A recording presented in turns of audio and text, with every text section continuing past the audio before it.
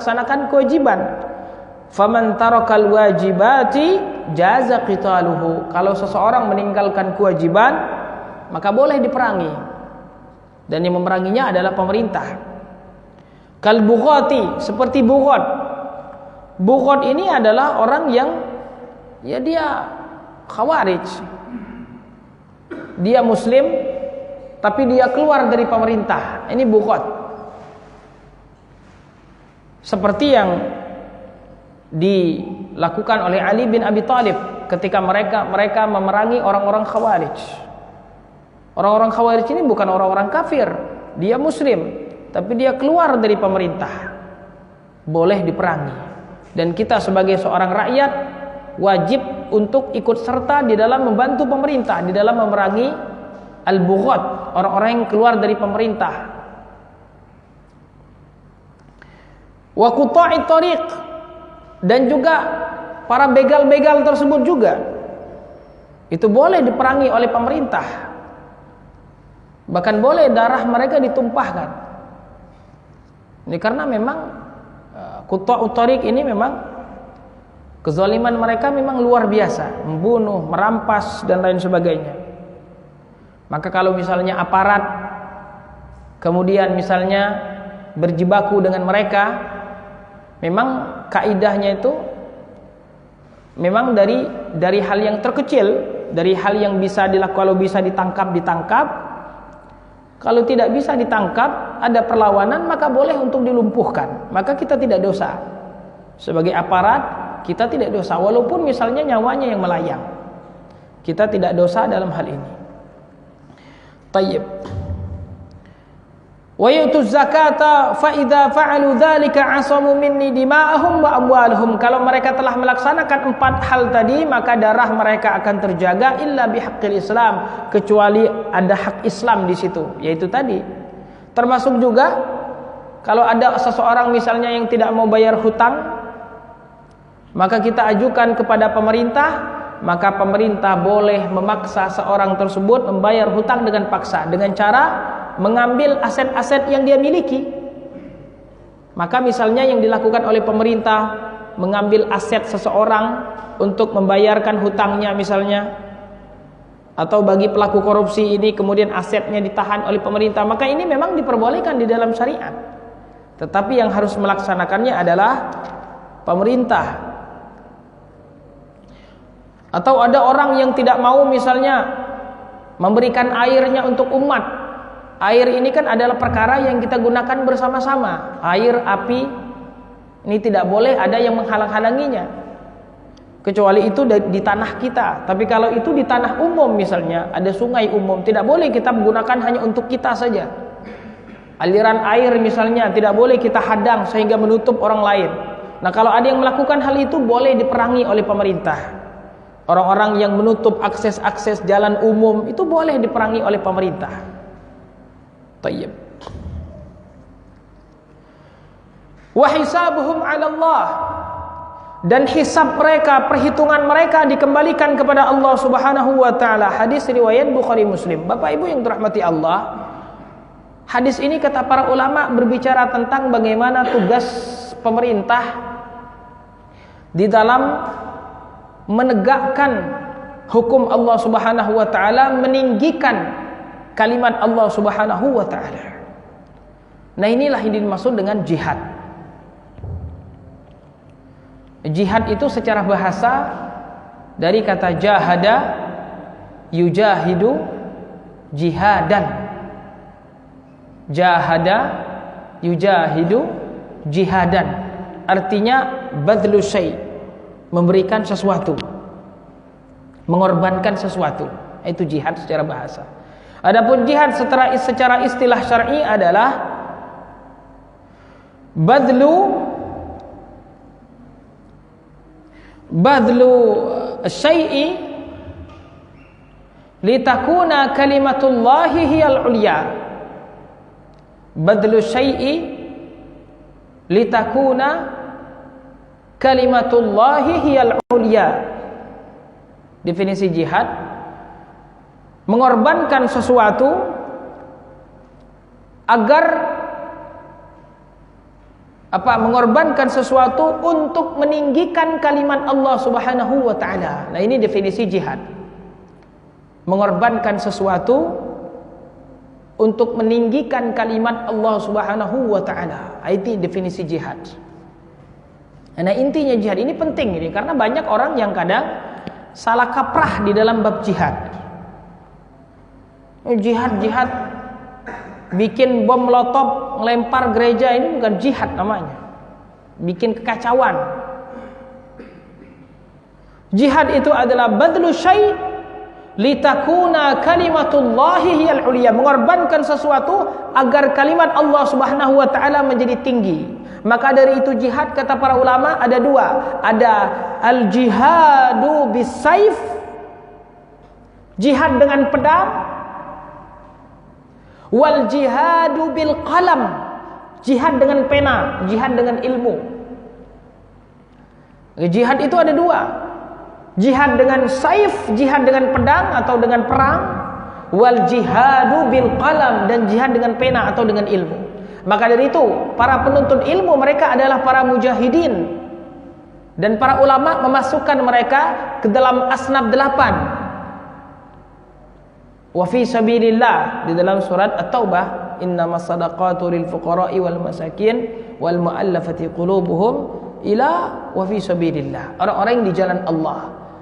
Memang dia orang yang di jalan Allah ini hukum asalnya adalah para mujahidin yang berperang. Maka boleh diberikan kepada mereka uang zakat untuk kebutuhan perang mereka, pertempuran mereka boleh diambil dari uang zakat, dan untuk kebutuhan mereka. Dan juga orang-orang yang berjuang di jalan Allah, menghafal Al-Quran, menghafal hadis-hadis Rasul, mereka yang mengosongkan diri mereka, mengkhususkan diri mereka untuk mempelajari agama Allah, ini juga termasuk fi sabilillah. Maka dari itu para ulama memasukkan mereka ke dalam asnaf 8, boleh untuk mendapatkan zakat. Boleh untuk mendapatkan zakat. Nah, kita dulu di Mesir, alhamdulillah kita juga dulu mendapatkan zakat karena kita fokus belajar. Tapi dulu guru kita tidak memberikan uang zakat kalau kita belajarnya nggak serius. Uang zakat itu diberikan memang kepada yang serius belajar. Tayyib, ya karena memang dia fokus untuk menghafal Al-Quran, menghafal sunnah Rasul, untuk meninggikan kalimat Allah Subhanahu wa ta'ala. Karena siapa yang akan menjaga syariat ini kalau bukan mereka yang menghafal Al-Quran, menghafal sunnah Rasul, dan mempelajari syariat Allah? Siapa yang menjelaskan tauhid? Siapa yang akan menjelaskan ini halal, ini haram, ini boleh, ini tidak, ini bagus, ini tidak bagus? Siapa kalau bukan mereka? Yang menjaga Al-Quran 30 juz ini yang menjadi hujjah, petunjuk bagi kita, siapa lagi kalau bukan mereka? Maka dari itu mereka juga disebut dengan al-mujahid. Maka jihad itu bukan hanya sekedar jihad pedang. Maka tak kala kita pada saat ini tidak bisa dengan jihad dengan pedang, maka kita jihad dengan qalam, dengan pena, kita belajar dan belajar. Dan jihad dengan pedang akan tegak apabila kita sudah berjihad dengan qalam. Rasulullah SAW di Mekah belum diperintahkan untuk berjihad. Belum ada perintah untuk jihad ketika di Mekah. 13 tahun Rasul di Mekah, tidak ada ayat yang memerintahkan untuk berjihad. Kapan diperintahkan untuk berjihad? Ketika umat Islam sudah kuat, ketika umat Islam sudah menjadi daulah, negara Islam di Madinah. Ketika umat Islam sudah siap, jiwa, mental mereka sudah siap. Jangankan untuk mengorbankan waktu, harta, mengorbankan nyawa juga sudah siap. Maka tak kala waktunya sudah siap, turun perintah jihad. Maka bagaimana dengan kaum muslimin, para muhajirin dan ansar ketika perintah jihad? Naam, al-jannatu tahta dhilalis suyuf. Surga berada di bawah naungan pedang kita tersebut. Mereka berharap ketika berjihad untuk mati syahid. Mati syahid yang dosa semua kita diampuni oleh Allah dan dijanjikan surga oleh Allah Subhanahu wa taala. Ini jihad yang benar. Dan jihad akan tetap terus ada Bukan seperti kelompok-kelompok liberal. Ini kelompok-kelompok liberal ini memang mereka ini antek-antek Eropa, antek-antek penjajah yang ingin mematikan jihad pada kaum muslimin. Subhanallah. Maka kurikulum-kurikulum jihad dihapus. Ini penting sekali kaum muslimin. Kita kalau tidak siap, ketika kita tidak siap, itulah musuh masuk ke dalam merusak, merongrong dan menjajah kita untuk kesekian kalinya kalau kita tidak siap untuk berperang. Kaum muslimin harus siap untuk berperang. Harus kuat walaupun kita untuk tidak berperang, tapi kita paling tidak bertahan dan tidak diinjak-injak oleh orang-orang kafir. Bukankah sejarah sudah membuktikan negara Arab sana dijajah oleh orang-orang Eropa? Hampir negara Arab semuanya dijajah oleh orang-orang Eropa. Bukankah Israel itu bisa menduduki tanah Palestina sekarang ini karena hadiah dari Inggris? Eropa yang menjajah negara kita Indonesia. Maka kalau kurikulum jihad dimatikan, khawatir musuh itu akan masuk lagi ke dalam negara kita dan kita dalam keadaan tidur, tidak siap. Ruh jihad sudah dihapus, sudah hilang. Tetap saja kita harus berpikir untuk hal yang lebih besar, hal yang lebih tinggi, hal yang lebih mulia. Tayyib. Jangan kita menuruti orang-orang kafir. Orang kafir itu kata Allah, la ilaha illallah, lan tarda ankal yahudu walan nasara hatta tattabi'a millatahum. Tidaklah ridho Yahudi dan Nasrani sampai kita mengikuti agama mereka. Kata Allah Subhanahu wa taala tentang orang-orang Yahudi, innal ladzina kafaru bi ayatillah. Orang-orang Yahudi, Allah sebutkan di dalam innal ladzina kafaru bi ayatillah, orang-orang yang kufur terhadap ayat-ayat Allah. Wa yaqtuluna an-nabiyyina bighairi haqqin, dan mereka yang membunuh para nabi bighairi haqq, tanpa kebenaran. Nabi saja mereka bunuh, Yahudi. Wa yaqtuluna alladziina ya'muruna bil qisti minan nas, dan mereka juga membunuh orang-orang yang mengajak kepada keadilan. Jadi tidak heran Yahudi ini kalau mereka membunuh kaum muslimin, tidak heran. Para nabinya saja mereka bunuh coba.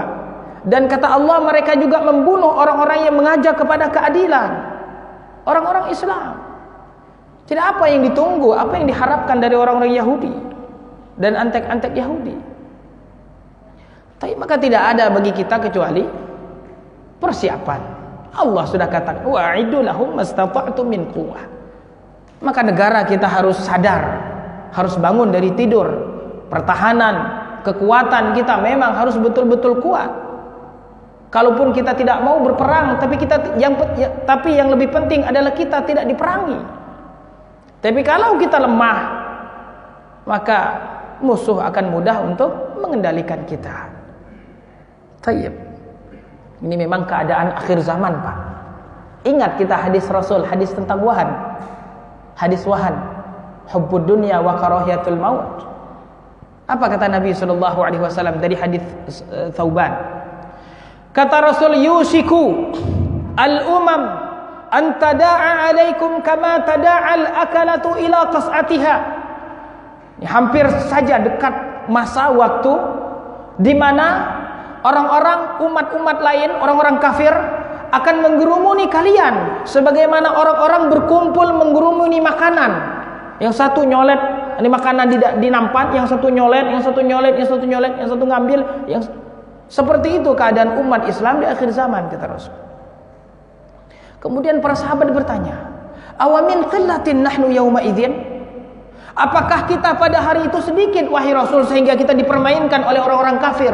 La, kata Rasul, bal antum yawma idzin katsir. Kalian pada hari itu banyak, lakinnakum ghutha'un ka ghutha'is sail. Akan tetapi kalian seperti sampah-sampah yang hasil dari badai banjir.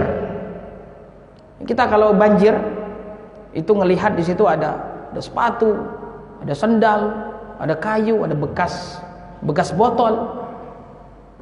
Ada, tapi seakan-akan tidak ada. Wujuduhu ka'adamihi. ada tapi tidak membawa manfaat. Sampah-sampah banjir,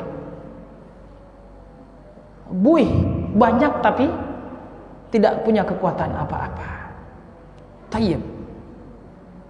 Maka kita harus berlepas dari penyakit ini, jemaah sekalian dirahmati Allah, harus berlepas dengan kembali kepada ruh Al-Quran dan Sunnah, ruh yang pernah dipegang oleh para mujahidin di zaman Rasul sallallahu alaihi wasallam, di zaman Abu Bakar, Umar, Utsman, Ali. Yang Islam pada saat itu, yang awalnya adalah titik kecil di Mekah, kemudian pindah ke Madinah, kemudian menguasai hampir seluruh dunia. Islam sudah sampai ke tembok Cina, sudah sampai ke Cina, sudah sampai ke Perancis, Spanyol. Itu dulu bagian dari Islam. Tayyib. Tapi apa kata Rasul sallallahu alaihi wasallam? La yanzi'annallahu min qulubi aduwikum al-mahabata minkum. Dan Allah akan mencabut al-mahabah, rasa segan. Allah akan mencabut rasa segan-segan tersebut, rasa segan-segan dari musuh-musuh kalian. Jadi orang-orang kafir tidak segan lagi kita dengan orang Islam, tidak seperti dulu. Orang-orang kafir dulu memberikan jizyah kepada orang Islam, jizyah, balasan dari keamanan yang kita berikan. Oke, tidak masuk Islam tidak masalah, tapi Anda bayar jizyah. Tidak ada paksaan masuk Islam, tapi Anda harus tunduk dengan pemerintah. Anda bayar jizyah. Sama seperti pajak sekarang. Dulu seperti itu, tapi sekarang kebalikan. Justru kita yang takut, yang segan. Kalau dengar Amerika itu udah kayak monster besar. Cuit kita sudah. Betul sekali, betul kata Rasul. Ini salah satu bukti tanda kenabian Rasul sallallahu alaihi wasallam. Apa yang lebih sakit lagi? Kata Rasul, la yakdhifannallahu fi qulubikumul wahan. Dan Allah akan mencampakkan. Nah, ini Allah mencampakkan ini ada sebabnya. Gara-gara apa? Allah mencampakkan ke dalam hati kita ini penyakit wahan. Apa kata para sahabat? Wa mal wahan? Qala hubbud dunya wa karahiyatul maut. Cinta dunia dan takut mati. Takut mati itu apa? Takut berjihad. Umat Islam ini takut berjihad sekarang. Tayyib. Takut berjihad, takut mati, sayang kepada kerajaan yang besar tersebut. Sayang kepada harta bendanya, sayang kepada ini dan itunya. Mental-mental ksatria baja hitam itu udah. Tayyib. Hubbud dunya wa karahiyatul maut. Maka para ulama membagi jihad itu hukumnya adalah fardu ain pada 4 hal. Ini hukum jihad itu fardu ain pada 4 hal. Yang pertama adalah apabila musuh sudah berhadapan dengan kita di medan perang, maka tidak boleh kita kabur dari medan perang. Kabur dari medan perang hukumnya dosa besar. Kecuali kalau mereka berlipat dari jumlah kita. Kita boleh untuk kabur, tetapi bukan kabur karena takut, tapi kabur untuk mempersiapkan diri. Tayyib. Yang pertama apa? Ketika sudah berhadapan dengan musuh dan di medan perang. Firman Allah Subhanahu wa taala, ya ayyuhalladzina amanu, dalam surat Al-Anfal, ya ayyuhalladzina amanu idza laqitumul ladzina kafaru zahfan fala tuwalluhumul adbar. Wahai orang-orang yang beriman, apabila kalian bertemu dengan musuh di saf peperangan, itu ada musuh kita di sini, fala tuwalluhumul adbar, dan maka jangan kalian berpaling dari mereka, harus berjihad kita di situ. Tidak boleh kita mundur. Ini perintah dari Allah. Haram kita kalau keluar dari medan perang. Tayyib. Kalau sudah bertemu dengan musuh di medan perang, tidak boleh kita mundur. Kalau kita menang, ini adalah kebaikan. Kalau kita mati, maka mati kita adalah mati syahid. Dan niat kita harus niat karena Allah, bukan karena taat kepada komandan kita, bukan karena ada ghanimah di situ, bukan, tapi untuk meninggikan kalimat Allah, itu baru jihad. Matinya mati syahid, dijamin surga oleh Allah Subhanahu wa taala. Terus yang kedua, apabila dipanggil oleh pemerintah, apabila dipanggil oleh pemerintah, maka hukumnya fardu ain bagi kita. Kata pemerintah, si fulan, Anda berjihad. Si fulan, Anda berjihad, berangkat ke Palestina. Tayyib. Dan yang memanggil adalah pemerintah, bukan perorangan. Karena jihad itu harus dibawa komando pemerintah. Dalam hal ini presiden kita. Maka tidak boleh ada yang berangkat ke sana dan ke sini kecuali atas izin presiden. Firman Allah Subhanahu wa taala, ya ayyuhalladzina amanu ma lakum idza qila lakum munfiru fi sabilillahi tsaqaltum ilal ardi. Wahai orang-orang beriman, mengapa kalian ketika dipanggil untuk jihad di jalan Allah kalian merasa berat? Kata Allah, araditum bil hayatid dunya minal akhirah.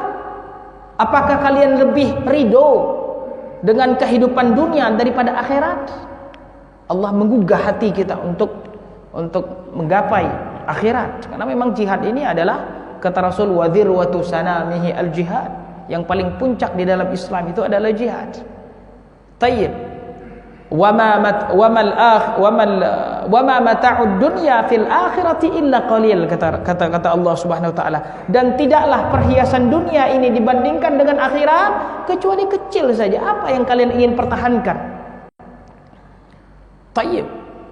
Sari'u ila maghfirati min rabbikum. Segeralah mencapai ridho Allah Subhanahu wa taala. Nah, ini kadang ayat-ayat yang dipakai untuk kadang mendoktrin orang-orang yang disuruh ngebom, disuruh ngasih. Karena memang ayat-ayat yang menggugah untuk berjihad. Ini kalau ditempatkan di tempatnya maka memang betul-betul. Kalau ditempatkan di tempatnya memang ini memang sebetulnya. Ketika yang kita lawan adalah orang-orang kafir di medan perang di bawah komando pemerintah, itu jihad yang betul. Tapi kalau yang digunakan oleh orang Khawarij, ini tentu adalah ya penyesatan. Terus yang ketiga adalah termasuk ini yang wajib untuk berjihad apabila musuh sudah berada di tempat kita. Ini kita wajib jihad. Apabila musuh sudah berada di tempat kita, ini tempat kita sudah dikepung oleh musuh, seperti Gaza saat ini, maka wajib pemuda-pemuda Gaza itu wajib membela diri mereka. Ini namanya jihadud difa', jihad membela diri.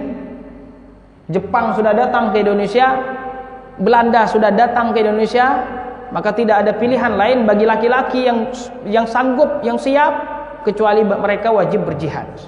Ini namanya jihadud difa'. Jihadud difa'. Kita membela diri kita. Terus yang ketiga, yang keempat adalah apabila memang dia dibutuhkan secara khusus. Apabila memang dia dibutuhkan secara khusus oleh pemerintah, maka dia wajib untuk berjihad. Apabila dibutuhkan secara khusus oleh pemerintah, dibutuhkan secara khusus oleh pemerintah. Misalnya seseorang yang bisa menggunakan misalnya pesawat terbang, tidak ada di antara kita yang bisa menggunakan pesawat terbang kecuali si fulan, maka si fulan tersebut wajib untuk berjihad. Tidak ada yang bisa menggunakan meriam, senapan dan lain sebagainya kecuali si fulan, maka si fulan wajib untuk berjihad. Nah, ini kemampuan khusus tayyib yang dibutuhkan, tidak ada yang lain, maka dia hukumnya wajib berjihad. Tayyib. Dan tentu banyak sekali Bapak Ibu yang dirahmati Allah, keutamaan-keutamaan, hukum-hukum dan permasalahan yang lain yang berkenaan dengan jihad. Dan jihad ini hanya untuk laki-laki saja. Hanya untuk laki-laki saja. Ibu-ibu tidak ada jihad, kecuali apa kata Rasul? Haji dan umroh, itulah jihadnya perempuan. Haji dan umroh itulah jihadnya perempuan. Adapun laki-laki, adapun jihad kewajibannya hanyalah untuk laki-laki saja. Dan ketika perang pun kita punya adab. Kita perang pun kita punya adab. Tidak kemudian kita datang ke suatu tempat orang kafir. Rasul biasanya menunggu waktu subuh dulu. Di situ ada kumandang azan atau tidak? Karena kalau negara itu negara Islam tidak boleh diperangi. Kemudian kalau sudah sampai di tempat tersebut, maka tidak langsung kemudian diperangi, tetapi ditawarkan untuk masuk Islam. Kalau tidak masuk Islam tidak masalah, tidak ada paksaan untuk masuk Islam, la ikraha fiddin, tapi Anda harus tunduk di wilayah Islam. Karena memang jihad itu bukan untuk memasukkan orang ke dalam Islam, salah. Kalau ada orang menganggap jihad itu untuk memaksa orang masuk ke dalam Islam, itu salah. Jihad itu maksudnya untuk meninggikan kalimat Allah. Artinya kalau ada orang yang tidak mau masuk Islam, ya sudah, tidak boleh kita perangi. Tetapi dia harus tunduk kepada kita. Dia harus tunduk dengan pemerintahan Islam. Kalau dia tidak tunduk, baru diperangi. Jadi masalah agamanya dia, ya silakan, tidak ada paksaan. La ikrah fiddin. Jadi kita berjihad itu bukan untuk maksa orang masuk Islam, bukan. Li'i'la'i kalimatillah. Maka dari itu Rasul masih menerima orang-orang kafir. Mereka tinggal di Madinah juga, tinggal di negara-negara Islam, karena memang Islam tidak memaksa. La ikraha fiddin, tidak ada paksaan dalam agama, tapi harus tunduk. Nah, ini masalahnya. Karena kalau tidak tunduk, ini akan menjadi bumerang nanti di kemudian hari. Kalau tidak tunduk, harus tunduk. Tayyib.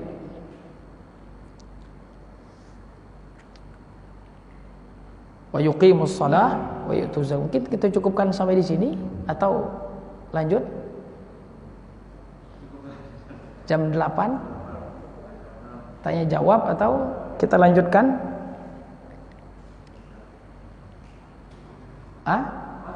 Tayyib, barakallahu fiik. Gas lagi. Cukup. Oke.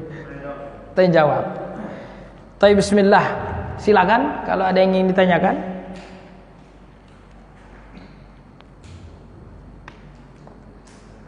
Ini kayaknya kalau hadis tadi sebelumnya pendek ya. Ada yang mau setor silakan itu. Dari hadis Abi Ruqayyah Tamim. Tayyib. Waalaikumsalam warahmatullahi wabarakatuh. Bagaimana cara menasihati sebagian kaum muslimin tentang nasihat pemimpin muslimin adalah dinasihati itu larangan berdemo itu mereka memakai istilahnya membana karena ini kan dibolehkan oleh pemerintah, itu gimana?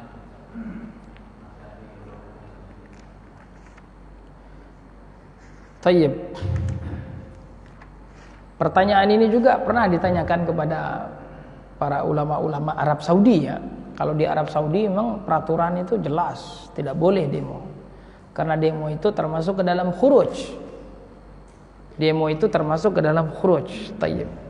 Dan juga demo itu ya bentuk dari akhlak orang-orang Eropa. Jadi bukan akhlak kita orang-orang Islam. Kalau orang-orang akhlak orang Islam memberikan, kan demo itu niatnya untuk memberikan nasihat, iya kan? Untuk menyampaikan aspirasi kita, nasihat kita. Maka kita tetap saja kita harus sampaikan dengan cara yang baik. Tayyib. Nah, kalau cara menyampaikan aspirasi, nasihat itu memang dengan demo itu memang cara orang-orang Barat, karena memang demo itu sendiri diambil dari cara orang Barat. Tayyib. Apa-apa demo. Jadi bukan cara Islam. Maka kita kalau mengikuti cara Islam, ya ikutilah cara Islam. Bagaimana caranya? Sampaikan nasihat, apalagi dengan pemerintah, sampaikan nasihat dengan baik dan benar. Jangankan pemerintah, kita sesama saudara kita saja.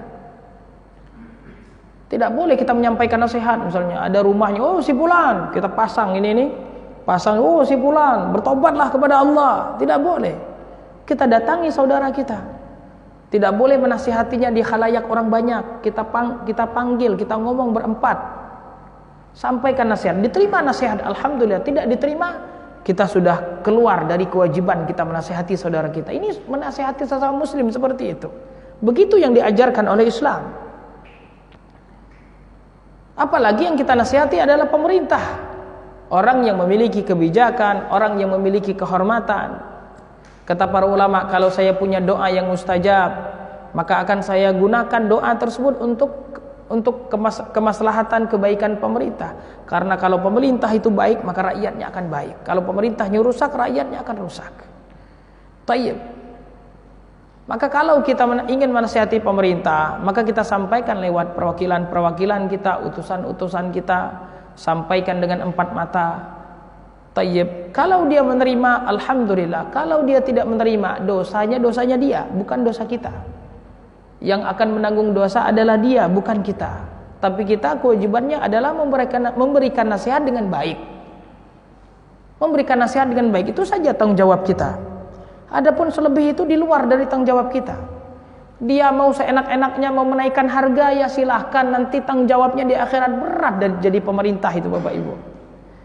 Tanggung jawab seluruh umat manusia berat sekali itu, ditanya nanti di akhirat itu. La ilaha illallah. Masalah dunia dan juga masalah agamanya, tempat-tempat bermaksiatan bermunculan, itu tanggung jawab pemerintah nanti di akhirat. Bukan mudah jadi pemerintah. Kita sampaikan apa yang menjadi tanggung jawab kita, dan yang di luar dari tanggung jawab kita, kita kembalikan kepada Allah. La yukallifullahu nafsan illa wus'aha. Allah tidak membebani kita di luar dari kemampuan kita. Tugas kita adalah melaksanakan kewajiban sesuai dengan perintah Allah. Nasihat harus disampaikan dengan cara baik. Tayyib. Ini memang ya itu tadi Pak, kita karena untuk mencapai sesuatu dengan menghalalkan segala macam cara. Ini kan menegakkan keadilan. Menegakkan keadilan harus dengan cara yang baik. Ini kan amar ma'ruf nahi mungkar. Nahi mungkar harus dilaksanakan dengan cara yang baik. Ya, begitulah cara Islam. Tidak boleh kita mencegah kemungkaran dengan menjadikan mungkar, melainkan mungkar lebih besar dari mungkar yang pertama. Haram. Tayyib. Wallahu a'lam Pak. Mungkin demikian Pak, yang tentunya kita mungkin juga bisa menyampaikan firman-firman Allah Ta'ala, hadis-hadis Nabi SAW yang menceritakan tentang ketaatan kepada pemerintah. Dan juga para ulama-ulama salaf kita juga mengatakan, apabila ada orang yang ingin menasihati pemerintah, maka hendaklah dia mendatangi pemerintah dengan empat mata. Dia menerima, alhamdulillah. Dia tidak menerima, maka kita melepaskan tanggung jawab kita. Dan yang bertanggung jawab menasihati pemerintah juga adalah para ulama, bukan kita. Para ulama yang mereka memiliki ilmu, ilmu untuk memahami dan juga menyampaikan kepada pemerintah, tahu cara yang baik, tahu waktu yang baik. Adapun kalau semua memberikan nasihat kepada pemerintah, jadinya kacau balau. Serahkan kepada para ahlinya. Tayyib, wallahu a'lam. Maka demo di dalam Islam hukumnya haram, walaupun diizinkan oleh pemerintah. Karena kita berbicara tentang caranya. Tayyib. Ya, pemerintah tidak bisa menghalalkan sesuatu yang haram dan mengharamkan sesuatu yang halal, tidak bisa. Misalnya ini, Anda udah pukul saya nggak apa-apa, saya ridho. Anda ambil uang saya nggak marah, saya mengizinkan. Anda boleh memukul saya tidak boleh, saya mengizinkan. Tetap saja ini tidak boleh, karena hukum itu berkaitan dengan Allah dan juga berkaitan dengan manusia. Kalau perkara salat ini berkaitan dengan Allah, tapi perkara jual beli, perkara barang orang, perkara harta orang, ini kaitannya dua, kaitannya kepada Allah, kita harus laksanakan sesuai dengan syariat, dan juga kaitannya dengan manusia. Kalaupun manusia ridho, tapi Allah Subhanahu wa taala tidak ridho, karena cara itu bukan cara Islam, itu masalahnya. Ini mau pemerintah suka atau tidak suka, banyak dari kebijakan pemerintah yang tidak sesuai dengan Islam, banyak. Tapi apakah kita kemudian mengatakan inilah perintah, inilah Islam, inilah perintah, kita boleh melakukannya? Tidak. Banyak dari hal-hal yang itu dibiarkan pemerintah, dan itu hukumnya haram. Tapi dibiarkan oleh pemerintah. Tapi apakah kita mengatakan enggak, itu boleh karena pemerintah tidak melarang? Tidak. Kalaupun pemerintah tidak melarang, tapi syariat melarang. Barakallahu fikum. Ibu-ibu, ada ingin ditanyakan? Kita kasih kesempatan. Kalau tidak, bapak-bapak lagi yang bertanya. Ibu udah kayaknya udah pengen pulang ke rumah, udah lapar. Tayyib, ada pertanyaan ibu-ibu? Tidak ada? Alhamdulillah. Bapak, ada yang mau ditanyakan? Tidak? Ya.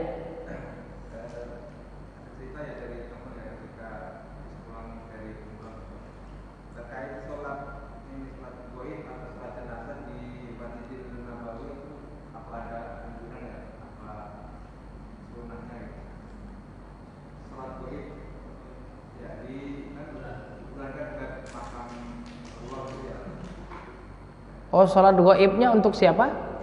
Di kan dekat makamnya Rasulullah SAW. Nah, katanya salat di dekat situ, ada yang manduin gitu. Oh, benar ya. Salat apa? Roh gaib atau salat gaib atau salat apa? Salat jenazah. Oh, salat jenazah. Untuk siapa jenazahnya?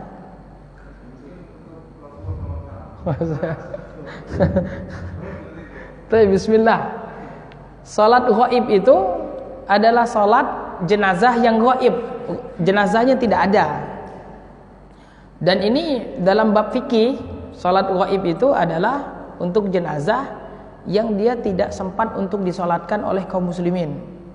Sebagaimana ketika Najasyi meninggal di Habasyah, maka tidak ada yang mensolatkan Najasyi di sana. Tapi dia sudah masuk Islam. Najasyi sudah masuk Islam. Dia meninggal, tidak ada yang mensolatkan, maka Rasul dan para sahabat mensolatkan jenazah Najasyi dengan cara gaib. Maka dinamakan dengan salat gaib. Salat jenazah yang tidak ada di depan kita. Gaib, tidak ada di depan kita. Tapi kata para ulama, sebagian para ulama katanya ini hanya untuk jenazah yang belum disolatkan. Yang belum disolatkan. Jadi misalnya dia orang Islam tapi meninggal di negara kafir, belum sempat disolatkan, maka kita solatkan. Dan sebagian para ulama juga mengatakan yang penting kita, misalnya dia di sana jauh, kita di sini tidak bisa solat, maka kita solat gaib. Sebagian pendapat para ulama. Tapi wallahu alam, pendapat kuatnya adalah solat gaib itu untuk jenazah yang belum disolatkan. Kalau sudah disolatkan, maka dia hukumnya fardu kifayah. Satu muslim saja sudah mensolatkan jenazah tersebut, maka yang lainnya sudah terangkat hukumnya. Adapun kalau mau solatkan itu adalah pahala qiraat bagi orang yang mensolatkan jenazah. Tapi kalau dari segi hukum, karena dia adalah fardu kifayah, satu orang yang mengerjakannya maka melepaskan kewajiban bagi muslim yang lain. Tayyib. Adapun salat untuk Rasul, salat gaib ini wallahu alam, saya enggak tahu ini penjelasannya dalam kitab-kitab atau juga hadis-hadis. Salat untuk Rasul.